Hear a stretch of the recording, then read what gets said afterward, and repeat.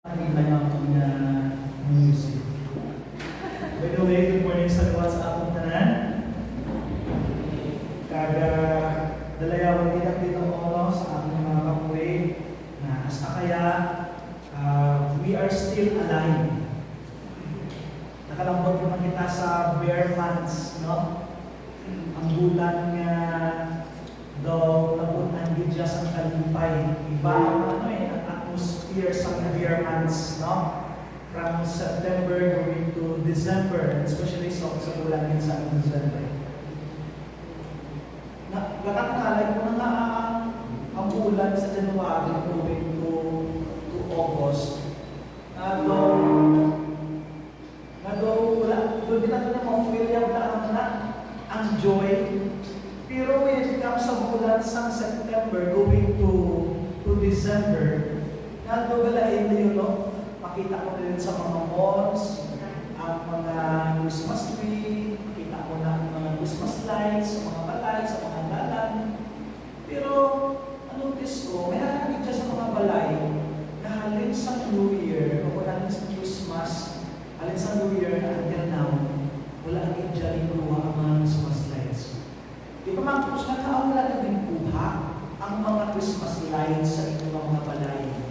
Sila nila sa akon, Pastor, hadasin ilang sa inyong tsaktugin man sa batya.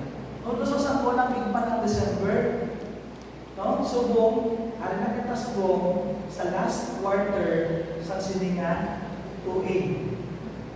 Kaga we are celebrating isang joy na input sa Ginoo sa ating mga dipusoon tungod sa iyang bigatin sa the Lord Jesus Christ. And kita yung mga Christians here, we believe that Christmas is not only on December 25. Christmas for us is every day. Amen? Ang muna nga nagahatag sa imo, na nagahatag sa aton, no? Because we know and we believe that Christmas is every day. No? Abi na, ano si Tyson? Basta tagpuan ko na nanay ni Tyson. I-greet kami ka mga na Merry Christmas or Happy Christmas. So, nagpaplano ako, sabi ko, anong namin man sa beer months na italon na title o theme. So, nasunod man sa mind ko, ano ako din na i-title or i-theme sa akin na sa aking sermon. Bear fruits lang din. No? Bear fruits. Ang pagpamunga. Okay? Kaya, as we can see sa mga tanong o sa mga kahoy na nagapamunga, no, isa na naman kita. Kita niyo na ang bayabas na kayo, naubos na. No? Pero, damo na kapanambon. No? Damo dira. Balaan ko karoon siguro maapit ng mga mudra, kaya doon na kita ako ng mga maluto sa sagwa. Okay? So, namin maglantaw sa isang kahoy nga nagapurong-purong ang mga bunga. No? Biskan sa ano masahe sa kahoy, basta makita ang madamo siya bunga, namin siya lang tawon. Pero i-imagine pala ang kahoy kung wala kasing bunga. Okay? Wala mo nang ginatangla, wala mo nang ginabaligid, wala ka na sa maipuksi. Pero ang kahoy na nagapurong-purong, isa gamit na nung nag-iimak ko na sa iba na pungsod like sa Canada, no, mga kilala ko dito mga Christians man, nagapamuksin sa mga berries na balakot sa mga apple. Linggo kami sila ng lugar mo, nga apple, dili pinabakata dito sa palengke, ang mga fruits, orange, apple, grapes. Dito yan pinabuksin ang ilan, no? Kaya may bagay na kawayan lang, ito na ganun ang sa dalawang sa lupa. Pero aton diyan, bayabas, no? Ang araw sa itong bulang-bulang sa pilihan ng ganun, rambutan, no? So, kung ano makita ang isang kahoy na rapot sa bunga, no? Manamit siya ng tawon. And same thing to us, mas ako ng mga Christians, gusto sa Ginoo na nagpamunga makita. Kagdala din statement ni Apostle Paul sa may Galatians nga may mga fruit of the Spirit ang mga Christians na dapat nila ang makita sa ila. Okay? Pero din naman niya sa atong passage kapag katuwaan, makita nato in John chapter 15 from verse 1 down to verse 7. Ang kanamit lang sa siningang passage, kaya naghahambal siya na kung anak kita sa kay Jesus, kundi last time ang atong tumangitunan, rooted and grounded in Christ. Pag makita natin sa picture last time, na wala agad sang bunga. Okay? Ang picture na gipunan ko sa atong na slide, wala agad sang bunga. But this time, butangan na sang bunga. Pero sorry again, kaya wala ko sa mga kubra sa atong na slide, no? Tungkol sa medyo makapoy na si Mana, kapoy sa duwa ka bata, sa isang asawa. Sugat doon ko ang trabaho. No? So, malama pa. Bantay bata. Mas bibiron. Umuli ang life sa tatay. No? Pero, ang sakiyang na bahay, kalipay man kay makita mo mga bata mo, do nagabalik man ang gusto mo yun. No? So, ang atong passage na makita natin sa may John chapter 15, verse 1 down to verse 17. Kaya basa ko mag-resume lang sa inyo mga bata. I am the true vine, and my Father is the vine dresser, or caretaker. In verse 2, every branch in me that does not bear fruit, He takes away. And every branch that bears fruit, He prunes, that it may bear more fruit. You are already clean because of the word which I have spoken to you.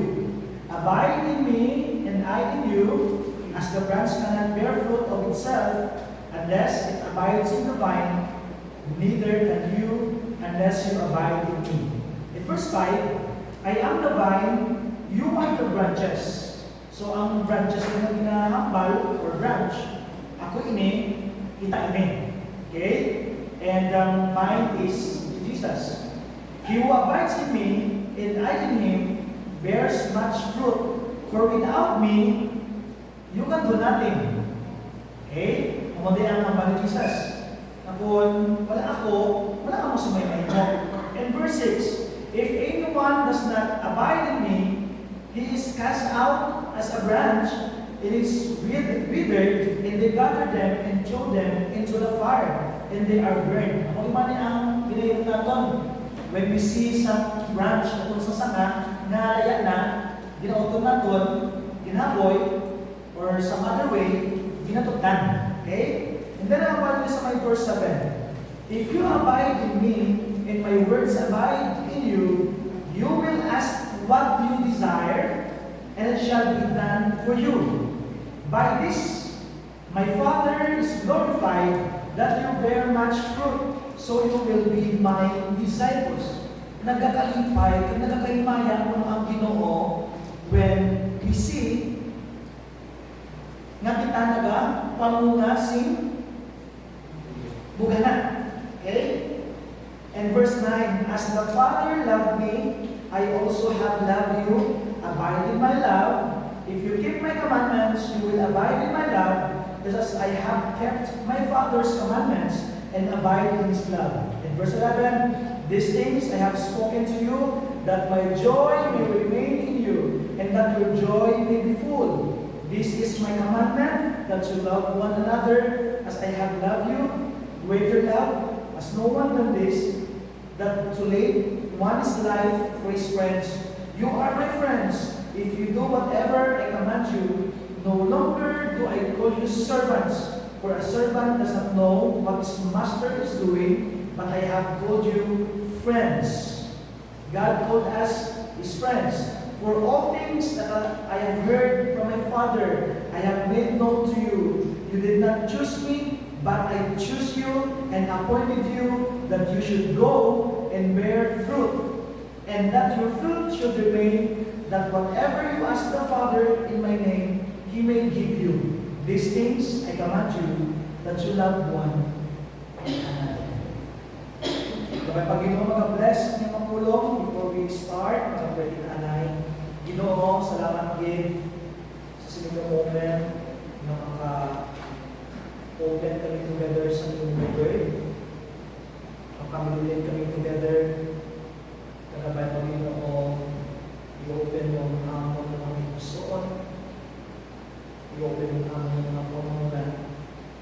Na ang truth Ginoo sa sinyaga, ang hindi pagbutan sa amon ng mga pusoon. At pamamulan. Bless kami Ginoo sa mga time, as we continue in Jesus' name. Amen. So, ang mga makita natin nga antes nagsugod ang kalibutan. Ang pinambala sa Genesis 1:1, in the beginning, God created the heaven and the earth. So before nagsugod ang tanan, makita natin ang statement, o kung ibaluan natin ang statement from the Word of God na ang Ginoo nag-choose na sa aton tanan. Nga ikaw kag ako mabata iwan, o sa term sa English, born again. Dapati ka kasi rin. Nga ako born again. Ikaw born again. Kita na bata iwan. Kag tungod sila, tungod nga luwas kita sa Ginoo, bata kita iwan. Okay? Paagi sa, pagkabato natin sa kay Jesus Christ, kaya hindi pwedeng magapagilid kita nga wala si bunga. Okay? Now, paano natin may baluan nga may mga bunga na kita sa aton nga Christian life o kung sa aton nga pagka-born again believer sa aton nga Ginoo? Paano natin mahibaluan? So, hoping and praying nga makita mo na kag ma-sense mo sa imo nga kabuhi na ay hanbala, may aarap na sa mga fruits na nag-exist na sa imo nga spiritual lives mo o sa imo nga Christian life. So, din natin makita na kinahanglan na nga mag-bear sa fruit para sa glory sa Ginoo. In the point nga ang salvation nga bin-prepare sa Ginoo to each one of us, ato na na-receive, ato na na-accept. Okay? That is why iset naton ang aton na life because amon ang aton na responsibility and duty bilang isa ka anak sa Ginoo na we need to bear fruit. Amen? Ibon sila mo na magtuluhaw na mga mensana sa payabas, ha? Kundi sa aton na spiritual life, sa aton na Christian life, makita sa aton na way of living, makita sa aton na conduct, sa aton na conversation, okay? Sa aton na attitude, o sa aton na character, ang mga fruits or ang mga lifestyle sa pagka-anak sa Ginoo. So may 3 questions ako din consider mo muna sa imong kagalingon. Number 1, are you a born again believer? Say amen? Amen. Praise God. And number 2 questions, are you consistently bearing fruit for the glory of God? Are you consistently bearing fruit for the glory of God? Kung posilikon, kung aton hindi na-analyze sa aton mga kagalingon, paano ko ni siya i-implement sa aton ng Christian life para sa aton nga daily living, may inuko ini consistently. Ibig sabihin ako, makahambal ako hindi ako perfect in doing sa siningang parts ng life sa mga Kristohanon nga ang pag-bear sa fruit na dapat abidin mo himuon sa ako mismo. That is why, isa ini sa mga reminder sa Ginoo sa ano na tagaan natin sa consideration. Okay? Na kailangan natin na maging consistent sa pag-bear some fruit. And number 3 na question, what is the description of the fruit you are bearing?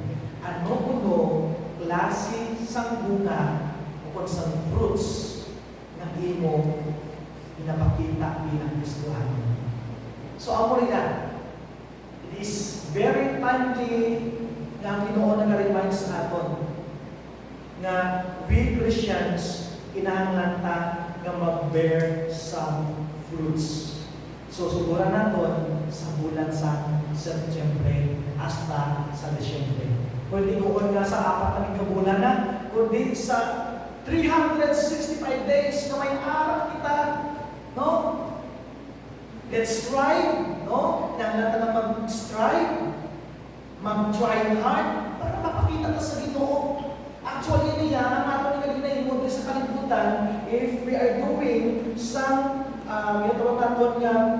bearing fruit for the glory of God, hindi niya sa mga tao para makita nila.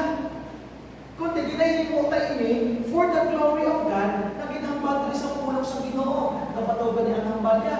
If kunara kita sa kay Jesus Christ, kag nagapamunga kita, anong hambal niya sa pulong sa Ginoo? God be glorified. Ang Ginoo nagakalipay. Amen? Ang mga ginambal na sa passage sa pinbasa natin.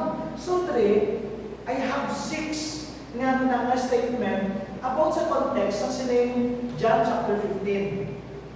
O hindi natin malambutan ang mga points, pero kaya ito hindi nga isa-isa on the next Sundays. Now, number 1 rin, the context of John chapter 15. Sundan na nga, Jesus Christ presents Himself as the true vine. Si Jesus, ang mulang gid ang aton matutuod nga vine. Makakita ka ng isang vine, ang ano gani? Balakon. Okay? Ginkuayan ni sa nanak, ginkuayan ni sa kahoy sa grapes. No? Tayo ng grapes na. Okay? So, ang padre, si Jesus ang aton nga true vine. And His Father, ang God the Father, ang muna ang husbandman, o sa another term, caretaker. Buot pa sa lingon, siya ni ang nag-prune, nag-cut sa mga branches na ginakonsider kita mismo, kaya ang the branch in the true vine, or we are the branches in the true vine. Now, kung sino dira ang wala na napamunga ang masapulong sa Ginoo, ginakat, no? Ginakat, kag ginahaboy, or some other way, ginatugdan, kay useless na sila. That is why, kinanglan natin, sa berduhon man, ang tumalingon, ayan pala may mga bunga ako. Ayan pala may mga bunga kita. Kaya it's very dangerous gali na kung kita ng mga branches, wala na pamunga, or basic, on the first place, wala na doon mabaton si Jesus. Ito na kasi punta tanan eh. Kung nawato natin si Jesus, we are connected sa true vine.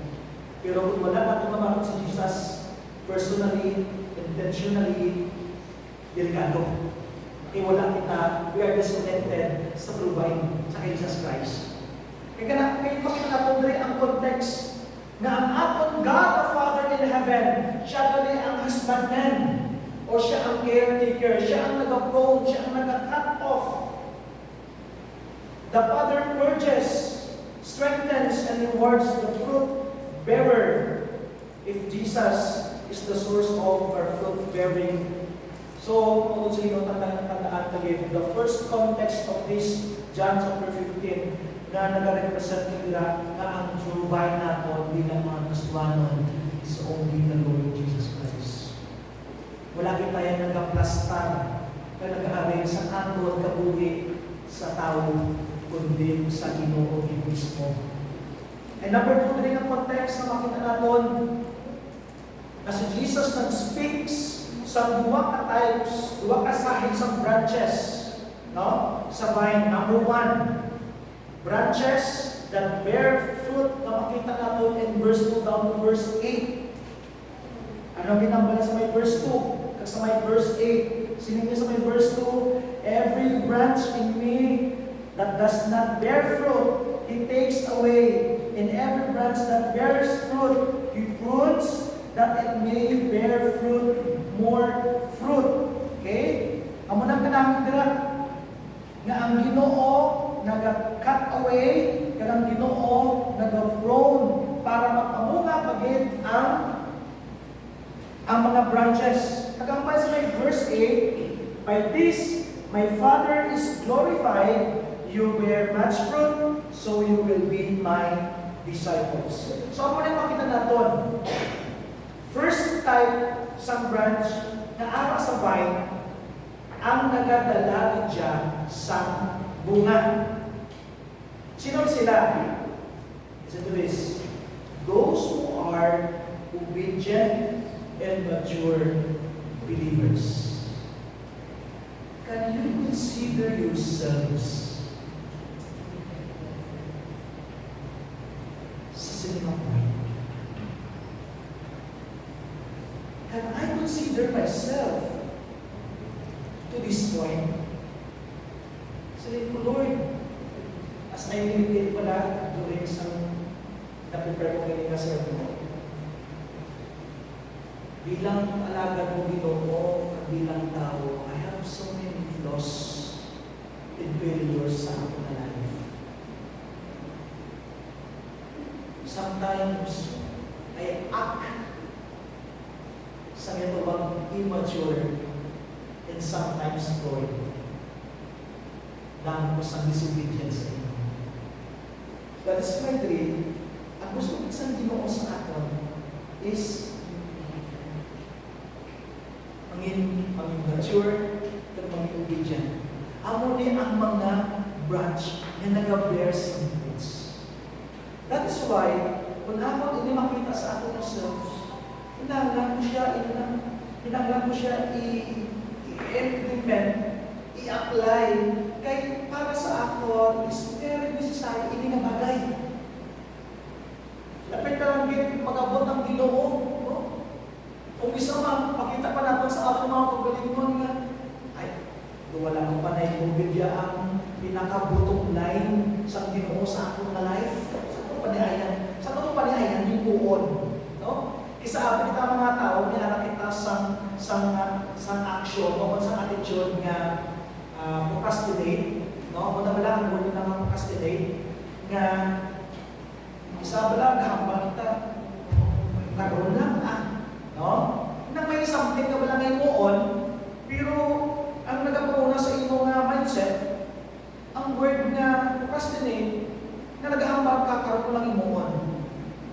Alas 12. Pag abot alas 12, ngapa ka naman, karoon ka ng alas 4. Ako kang may siguro na, buwas na lang. Pero may naman niya nga mga tao, yan na, ano kasi nila, grabe kasi nila ka na, ka-time conscious. Sa ako ng oras, tapos na, unang oras, umuon. Okay?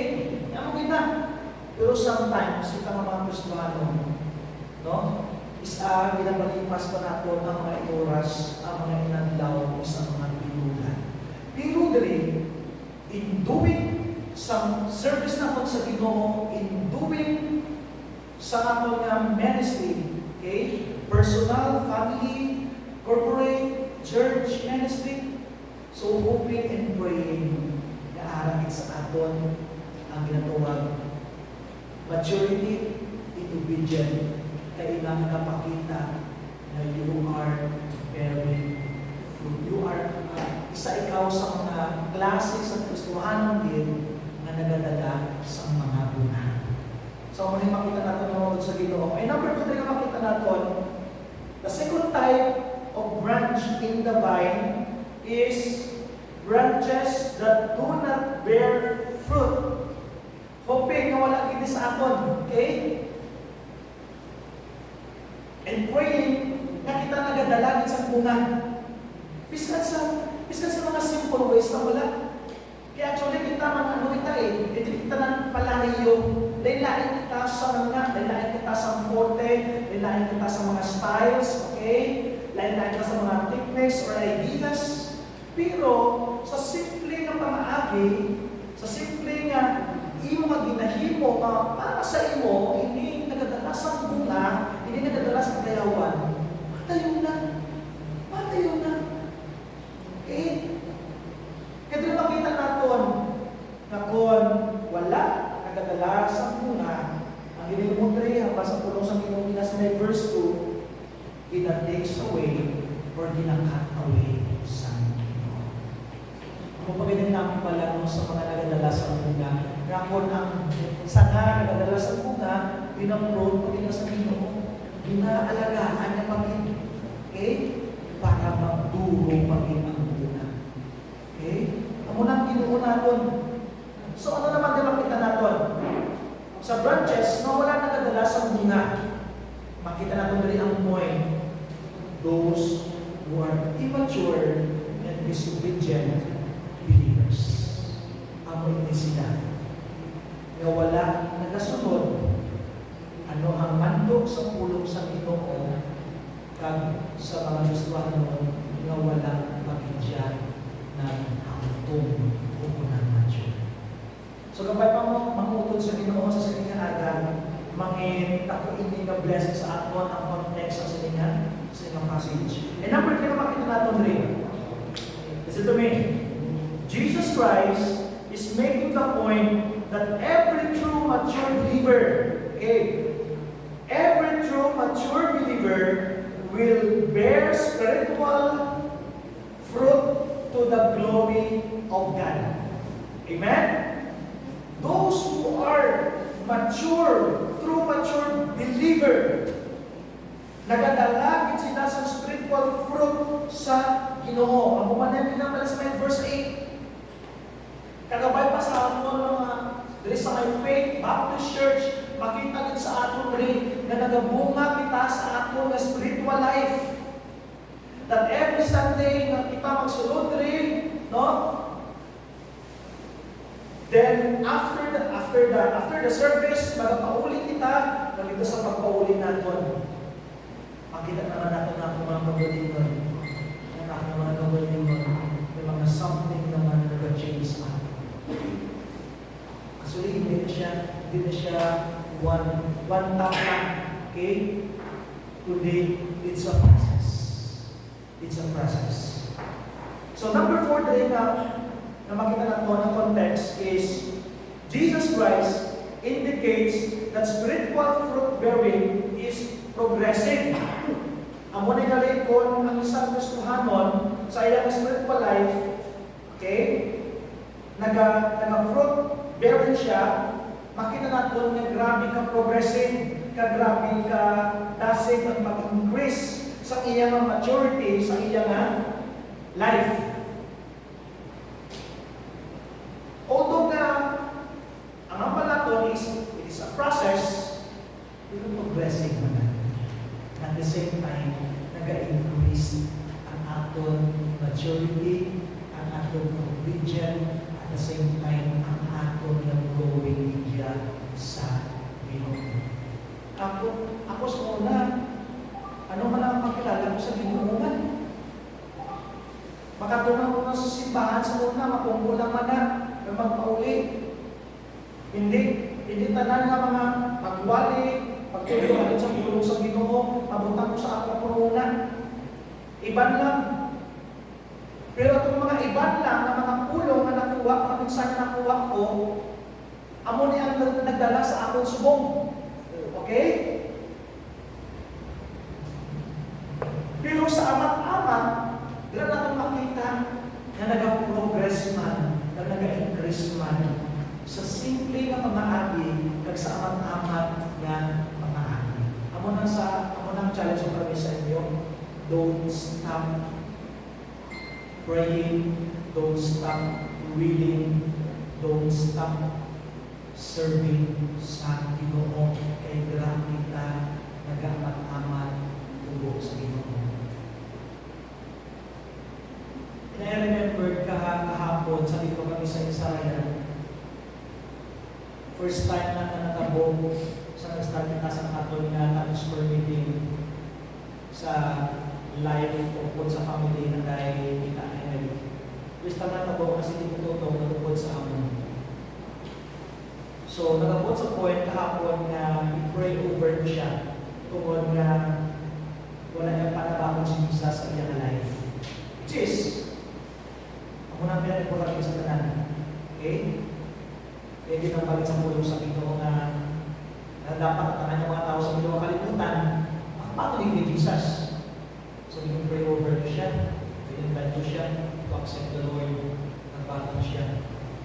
During sa aming prayer, o during sa iyang prayer, nagahibig. Nagahibig si Pino.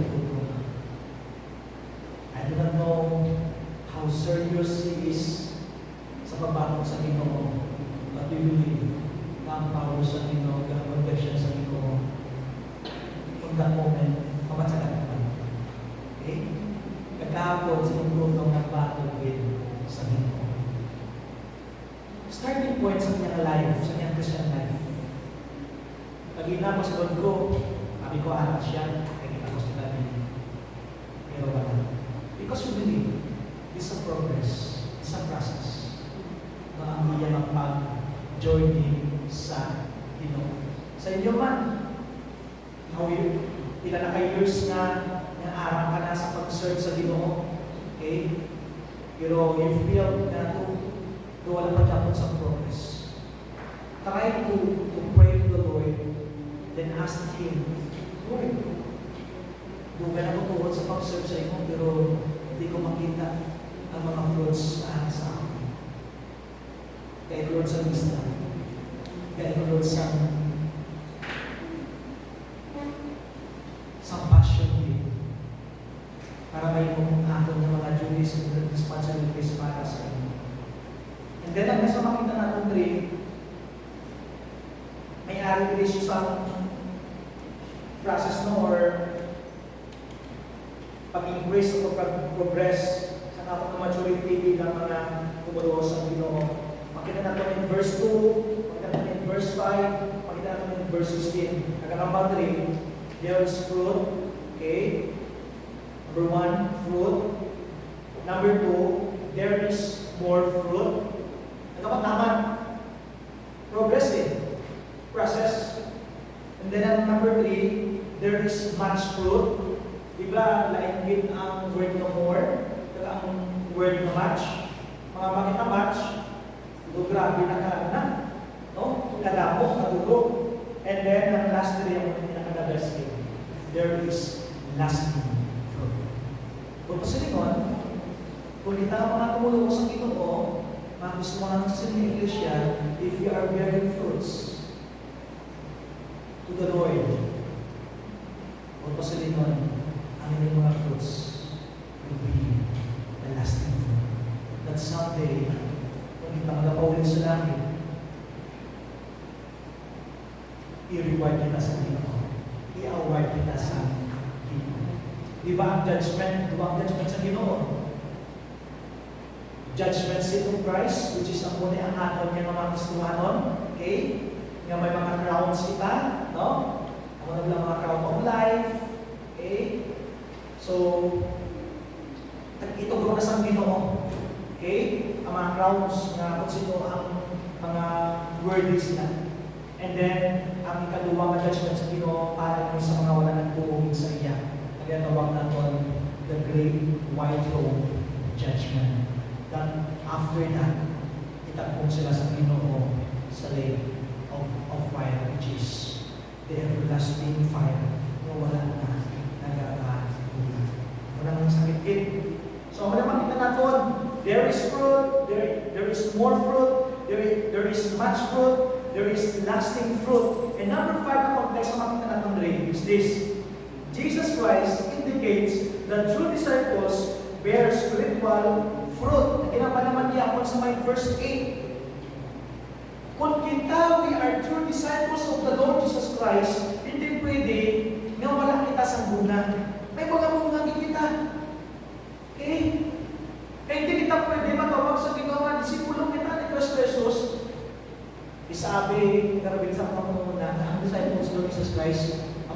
Lucy. Ang isa na nag-betray pa sa iya, ang isa na nag-traitor pa sa iya, si Judas. Okay? Hindi.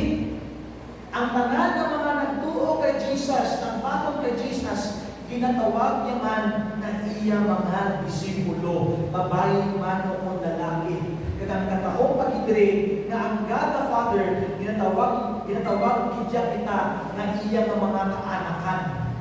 Okay? So, makita natin na ang true disciples, mga matutuon na mga disipulo ni Kristo, nagadalagi sa mga spiritual. Next Sunday, no, i-share ko sa inyo, i-flash ko din sa aking screen, ang mga fruit of the Spirit na dapat aras sa ating mga Kristiyano. Dapat aras sa ating mga sumunod ng pesos. And number 6, din ang makita natin, Jesus Christ teaches that every true Christian is chosen to bear spiritual fruit and none is exempt or exempted. Naginambala sa 5 verse 16. Naginambala sa 5 verse 16. Sila niya,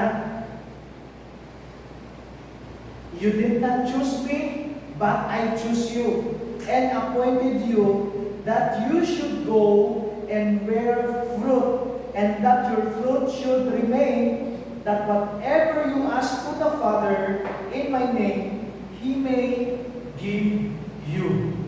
So, nung sa Ginoo, nataan natin, inpilit kita sa Ginoo na magdala kita sa spiritual fruit para sa iyang mayayaan. Kaya hindi pwede kang isa sa aton mangitinsalan. Huwag pa sa Ginoo, tanang kita minanlang din ng mamunahan. Amen? Iskan sa mga kaamat na. Kaya kung makita kita sa Ginoo na nagpamungan kita sa aton ng Christian life, someday, kung ako na siya matubang sa lahat, He will say, the word of faithful servant.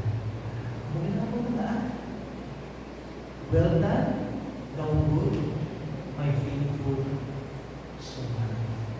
About last 2 days ago, San Jose mo naman na ang hindi na profesor, nagapagalan pala sa Ginoo.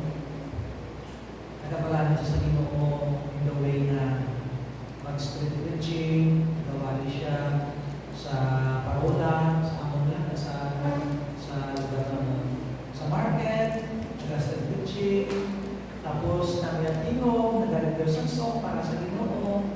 At sa Jose, 2 days ago, may error man ako na DPWH. No? Hindi yan sa isyo na kaya sa Ginoo na yung bilog na pungsod dito sa among lugar.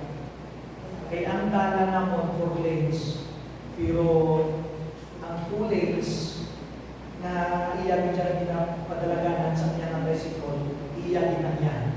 O kaso sa piyang na lanes na masugatan sa iya, hindi na pili maagyan, hindi po nga walang matapos. So kinahanglan niya din na magsulod sa nakadala sa tricycle. Ako na nakadala sa tricycle, ako nila pinapagbabago lang na nakapagalan sa Ginoo. Huwag lang nakita sa news. Kung naan sa ilang right lane, ang truck na nakadala sa mga white trucks at sa lupa, ito sulod sa ilang linya, bunggugin, DOA, dito na right.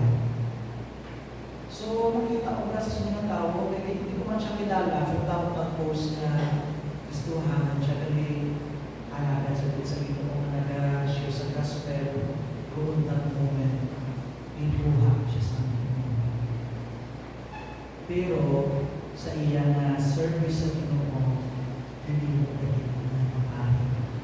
Ako lang nakaton, sampang buhay pa kita, himuot ang aking ng bahin.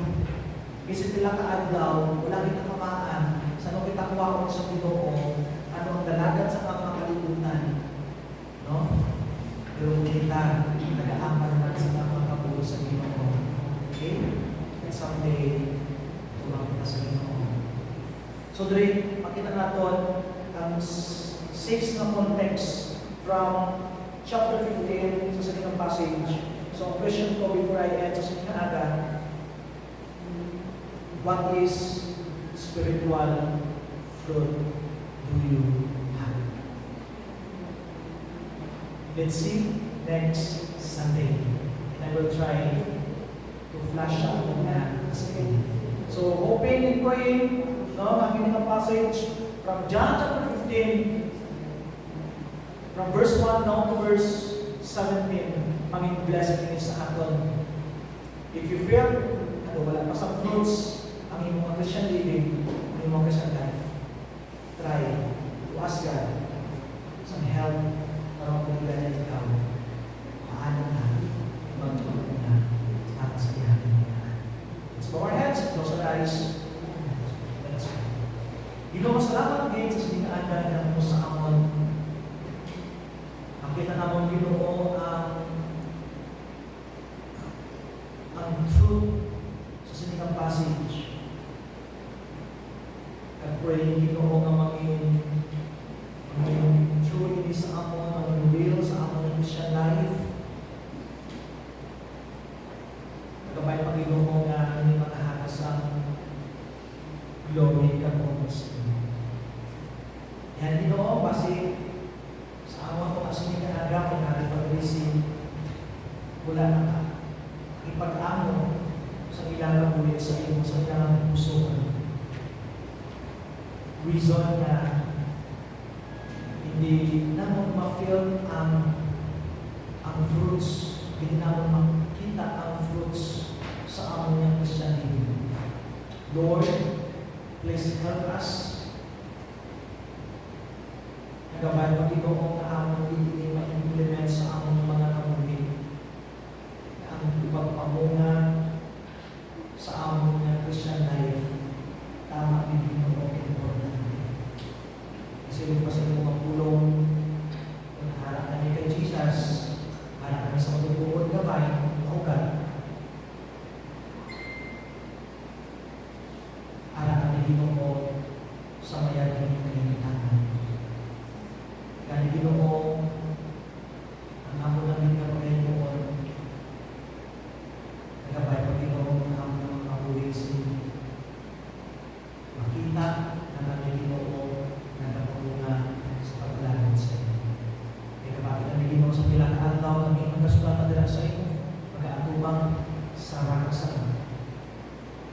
Kung gawin mo ang manahimong sa iyo, hindi mo natawag sa aming mga. Salamat din sa inaaga, sa amang pagpadayon sa mga pagkaitutuan ng pagkaitutuan mo. Inamang mga pangulo, pinatilan sa alam na Jesus. Salamat sa mga Espiritu. Salamat kung nang alas ng panan sa tinatay, magkakatong kita sa aton tithes na offerings. Pati po sila kailangan kita sa Lord's Supper. Kaya request ko ang nanano sa Panginoon na makadali. Nag-atong sa mga kagalingon, kaya hindi na kilala ng inyong balaan ng panyapon, lamang inyong kasagrado ng balaan ng ikutol sa ating iglesia. Kag naubod sila, kami ng manungdok manatalan ng inyong Lord's Supper, intended ng ini sa mga nag-undergo sa ating water baptism. Kung wala ka pa naka-undergo sa water baptism, ipaiway ang nanay,